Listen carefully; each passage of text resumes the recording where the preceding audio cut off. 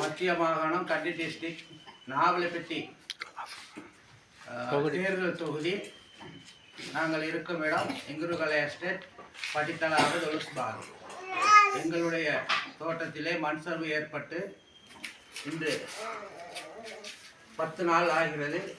இதுவரைக்கும் எங்களுக்கு தோட்டத்திலே சாப்பாடு கொடுத்து கொண்டிருக்கின்றார்கள்.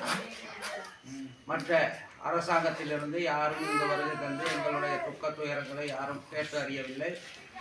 என்ற போதிலும் எங்களுக்கு மற்ற மக்கள் எங்களுடைய துயரங்களை கேள்விப்பட்டு இங்கு வந்து சாப்பாட்டு பொருட்களை கொடுத்து கொண்டு செல்கிறார்கள்.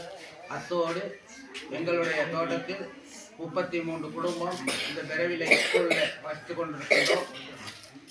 இப்போது எங்களுக்கு பல இன்னல்களுக்கு இடையில் தான் இங்கே வாழ்ந்து கொண்டிருக்கின்றோம்.